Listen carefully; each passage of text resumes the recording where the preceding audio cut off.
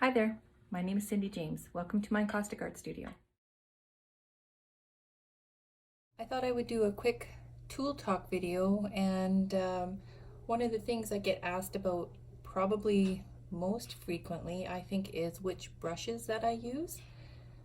I think I have a unique selection of brushes that really work well for me, so I'm happy to share with you which brushes these are.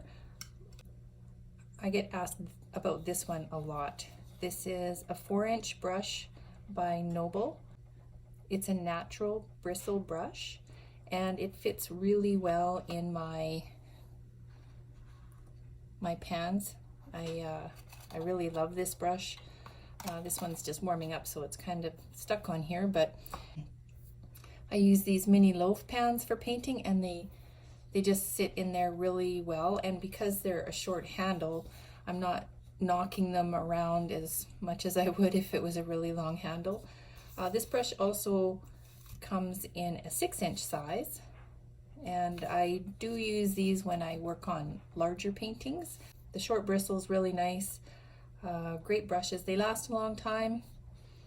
Eventually these little screws fall out, but they're still good. I'm pretty sure I have a couple kicking around that are missing some of the screws, but they've lasted a really long time. They're a bit hard to find though. I'll put a link down there. I buy mine in Canada at Desserts, and I'm pretty sure I found a US supplier as well, but I'll put a link to this brush in particular. Other than that, I use these typical cheapo chip brushes. This is a 2-inch, this is a 1/2 inch. Usually what I do is I buy a bag of these at Michael's. They're pretty cheap. You can get quite a few in various sizes for about $7 or $8. And so I often will pick those up when they're on sale. I think it comes in a 1-inch as well, so it's usually like a mixed bag of these 3.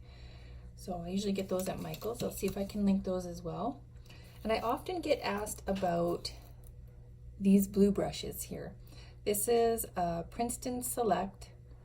This brush is a lunar mop, 1/2 inch, and it's a natural bristle brush. This one here is a bristle fan. It's a synthetic brush. I know as encaustic artists we're told not to use synthetic brushes, but I've been using synthetic brushes for quite a while.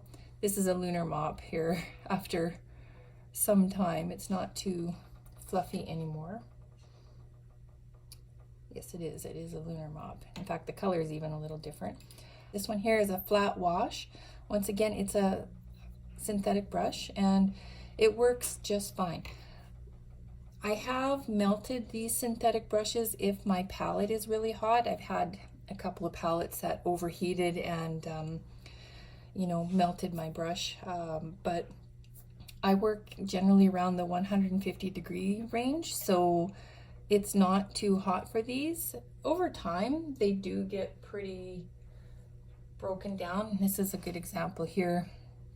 It's not super crisp anymore, but it's still holding together. I just always make sure that when I'm done painting for the day, I don't know if you can see this in the video, but I have, this palette doesn't have any kind of a brush holder, but I've got this guy here, and I just basically set them on their side when I'm done so they can maintain their shape as much as possible. And it works really well for me. Like this one, I probably should have reshaped before I set it aside for the night, but yeah, this helps me keep them nice and crisp, especially the fan brushes, because I like them to be very sharp. But like I say, these are synthetic bristles, and as long as you're not overheating, some people will work with a heat gun while they're painting. They'll actually be brushing and blowing the heat gun down on it. I wouldn't recommend that for these brushes. In that case, definitely you want to be using a natural bristle brush. But for the way that I paint, these work really good. And they last a long time. I'm Pretty sure these are at least a couple years old, if pre-COVID anyway. And I'm still using them at 2023. So sometimes I'll get a new one if I need a really nice crisp brush, but there's a really good selection. They're, you know, fairly reasonable. I buy them at my local art store. I find that they're quite expensive on Amazon. I'll try to find a link for those as well, but for the most part, you know, your local supplier will probably have these at a decent price. But yeah, this lunar mop especially, great one. In fact, I should probably make a trip to replenish my stock. I'm a bit of a hoarder, so it's starting to dwindle a little bit. All right, that's it for brushes. If you have suggestions for other tools you'd like information on, feel free to put a message in the comments, and happy painting.